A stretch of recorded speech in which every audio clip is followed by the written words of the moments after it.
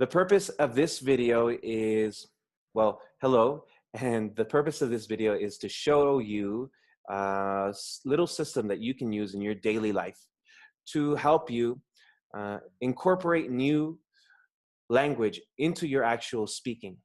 I think that if you do this every day, you will start to notice that you start to use more language than you used to use before.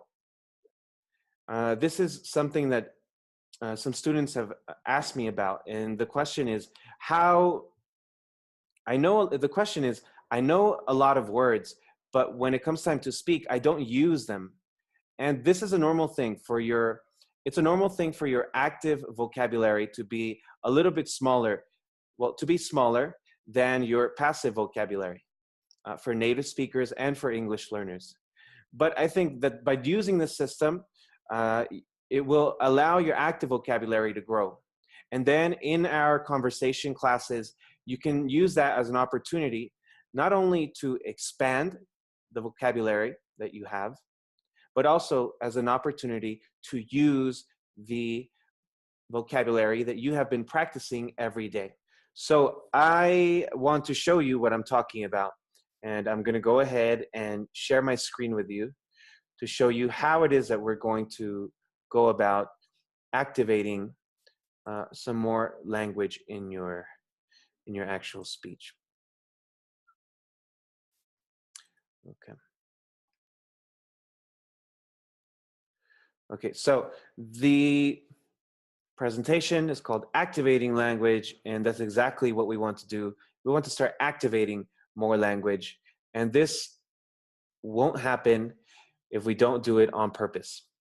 And I've noticed that there are 5 very important steps, and those are to discover language, to pick out the language that you want to incorporate, collect this language, repeat and practice, and finally, I think the most important is to actually use the language when you're speaking, when you're talking on the phone, when you're texting even, when you're emailing, all these things.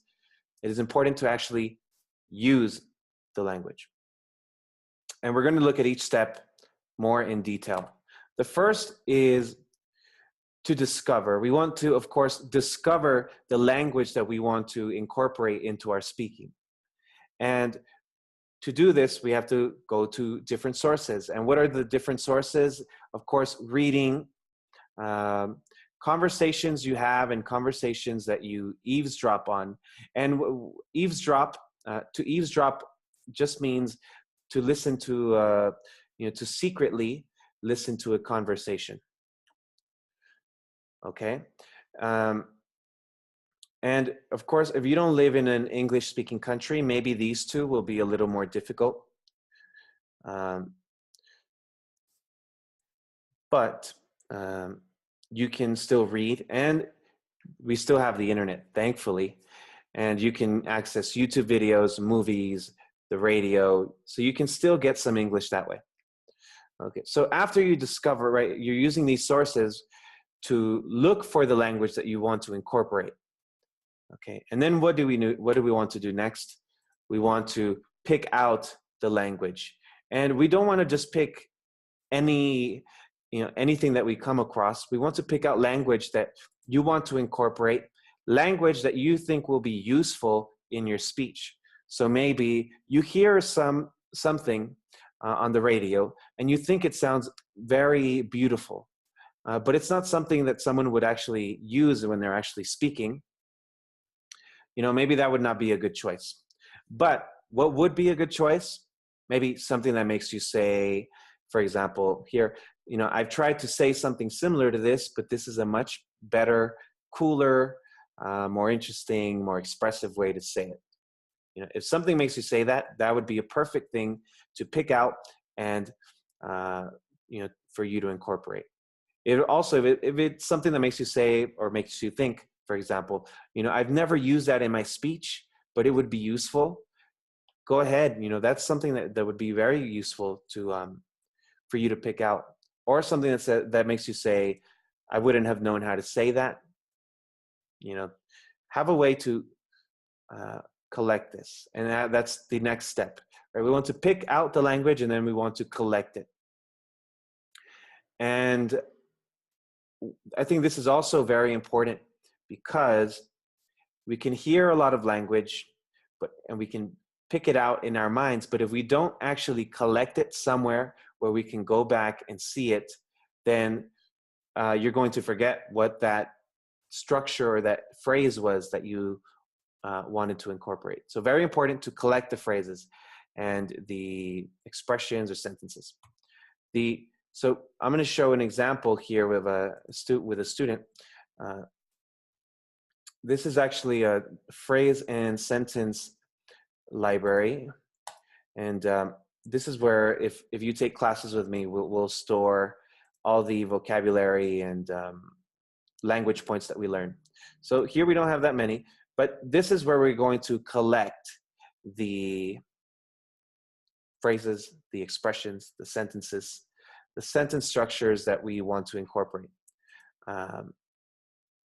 All right, and we'll collect it here. So here we have it's an expression, and I don't know whether to laugh or cry. People say this usually when they don't know how to react to something. Right? And we have a little example here. My day was so bad that I don't know whether to laugh or cry. Yes. And this one here is more of it's a sentence structure, right? So even if something, it doesn't mean that something else, right? And then we have the example, even if I'm angry, it doesn't mean I have the right to treat others badly. Okay, we'll go back to the PowerPoint. So we've collected the language here, and now what? Well, now we want to repeat. And this is where the work comes in for you. I recommend that per day, you only pick 2 phrases or sentences. The reason for this is that if you pick more than 2, then it's harder to remember which phrases or sentences you're working on for that day, which means that then you would have to go back and check. And if, and it makes it harder to just remember, right? And it makes it easier to say, you know what, I'm going to check later. And then, maybe the day passes by and you forgot to check and you didn't practice for that day. So that's why I recommend 2, to pick 2 phrases and sentences, and those you will easily remember 2. And so that is why I say pick only 2 phrases or sentences. And here are 3 ideas that you can do. If you do all 3 of these every day, those phrases or sentences that you pick are going to start becoming a part of you. They're going to start becoming ingrained. And repetition is the only way that it's going to come out. It's the only way that it's going to stick in your head, so that when you actually speak, it can come out. And so what things do I recommend? One, if you don't have a lot of time, maybe you're busy, but you can still have or find 10 minutes in your day to do a daily short story. And what is a daily short story? Well, you pick your 2 structures or your phrases, and you write a story. You try to use these phrases or structures as much as you can during those 10 minutes. Once those 10 minutes are done, then you stop writing and you're done, right? So the reason this is helpful is you don't have to commit to a long time. You just have to do it for 10 minutes. And you're getting practice with actually using the structures, the phrases in writing, okay? And so I'll show you an example of this. So we remember our two phrases and sentences. We have them here. Okay, so here we have the same 2 examples from over here. And so we have the phrases and structures that we want to practice. Again, I only picked 2 of them. And now I'm going to write a short story for 10 minutes. I actually did this one in 10 minutes. And it only took 10 minutes and I was able to use it quite a few times, right? So what did I do? I made a story. My day was so bad today that I don't know whether to laugh or cry. Oh, okay. So why was it bad?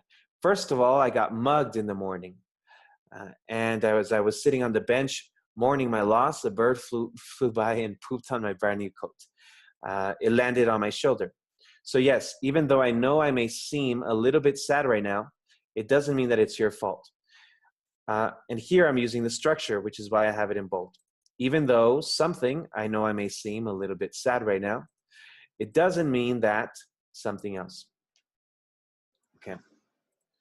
All right. So that is an example of these 10-minute short stories. You can do them every day, and it will definitely help you with your, it will help you incorporate the language and get practice with it. Okay, so now we have two more points or two more ideas that you can use to practice. Hopefully you do all three of these every day. That will give you the most results. Right? And number two is very simple, right? You write, you have your two phrases or expressions, and I want you to make sure that you have turn them into a full sentence if they're not already a full sentence, and write them down on a Post-it or a paper, just anywhere where, and then put it somewhere where you will be able to see it every day. And I know you may be thinking, well, maybe you don't want to have Post-its all over your house. No, just put them in one location, and it's only going to be about 10 per week. So it's not that many. After, and the reason I say only 10 is that for Saturday, what I recommend is go back and pick two of your most useful or favorite expressions or phrases and practice those again on Saturday. And then on Sunday, go back and pick another two of your most favorite, of your favorite or most useful phrases, and then practice those on Sunday. So it will only be about 10. So it's a very simple thing, and seeing these phrases throughout the week will really keep those phrases and expressions fresh in your mind. And when you look at them, you could start making sentences and manipulating sentences, which leads us to number three, which is throughout the day, what you can always be doing is repeating in your head the sentence or the phrase or the expression that you learned. And actually the sentence. And the reason why I say the full sentence is that it gives you more parts to play with, and it allows you to change more parts so that you don't get bored of repeating the same phrase over and over again. If it sounds a little confusing, let me show you what I mean by showing you an example. So we've been looking at these two phrases, right? Oh, and one thing I forgot to mention is that both of these documents, I use Google Docs, and whenever I update something, you see the changes. Whenever you change something, I see the changes. And so whenever you write your stories here, I will be able to see your stories and proofread them for you. Okay. And I will also be able to see if you're actually doing them, which maybe it gives you some motivation to do it every day. But let's see what we mean by manipulating sentences. I'm going to zoom in a little bit. So here we have the sentence that we wrote down in our phrase library here in the daily sentences tab, which is, my day was so bad that I don't know whether to laugh or cry. And what we want to do throughout the day is, in your head, we can change this sentence around in so many ways, right? So here we have the original sentence.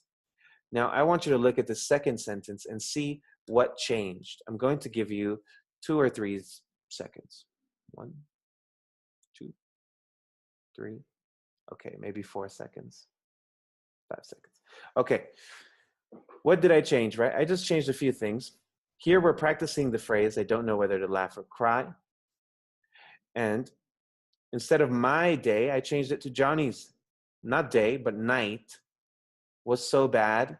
Not today, but yesterday, that he didn't know whether to laugh or cry. Okay. And here again, I changed it again. Her day, instead of Johnny's or my, her day was so not bad anymore, but stressful that she didn't know whether to laugh or cry. So this is something that you can do throughout the day with one sentence and just repeat it, change around the subject, change around the order, right? Let's do one right now. We can change around the order here, right? Her day was so stressful that she didn't know whether to laugh or cry. Here we can switch it around and say, you know, she didn't know whether to laugh or cry. Yeah. Because her day was so stressful. Was so stressful. All right. So she didn't know whether to laugh or cry because her day was so stressful. Okay. And maybe you can come up with another sentence and then do the same thing. But doing this over and over again in your head, when you're doing, you know, brushing your teeth, when you're walking, when you're driving, or when you're on the bus, this is something you don't need paper, you don't need anything. All you need is just focus and to actually be aware and repeat and repeat and repeat, and, you know, have fun with it. See all the different ways in which you can change the sentence. Right? So you're having fun changing the sentence, and you're also repeating and repeating the phrase or the sentence structure. And this is what we want to do. Okay, so we'll go back to the presentation.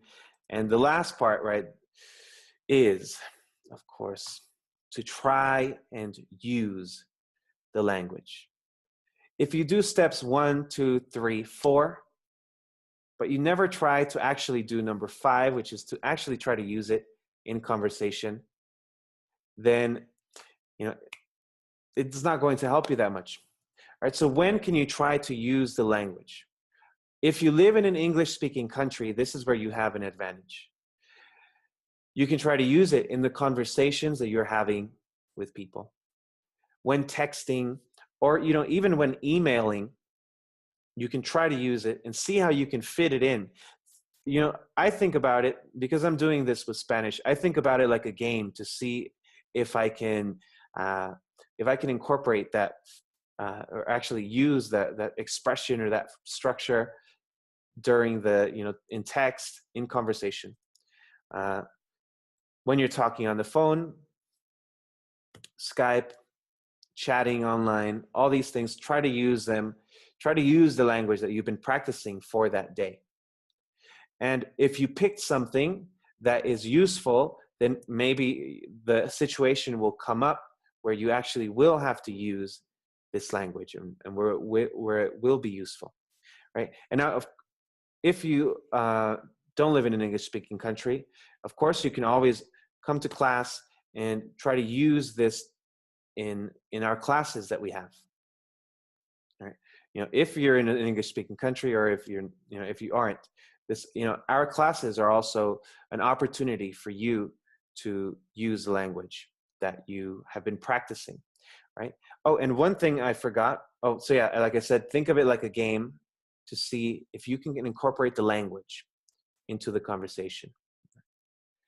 So one thing I forgot to mention was another thing that I would like you to collect, that it would be questions that you have. So for example, if you're doing this every day, you might have some questions about how the structure or the phrase is used. And in your document that we both share, this is where I would want you to collect these questions, so that when we are in class, you can ask them and I can help you with it. So this video was a little bit long. Actually, I'm going to stop sharing my screen. If you have any questions about this, if you watch the video all the way to the end and you have questions about this, send it to me in the chat, and I will I will try to help you out. So I hope this was helpful. And if you try it out, I know that you will get results. So let me know what you think. Send me something in the Verbling chat, and I will get back to you. Yeah, so I hope this helps, and I will hopefully try to put more videos up that will help you.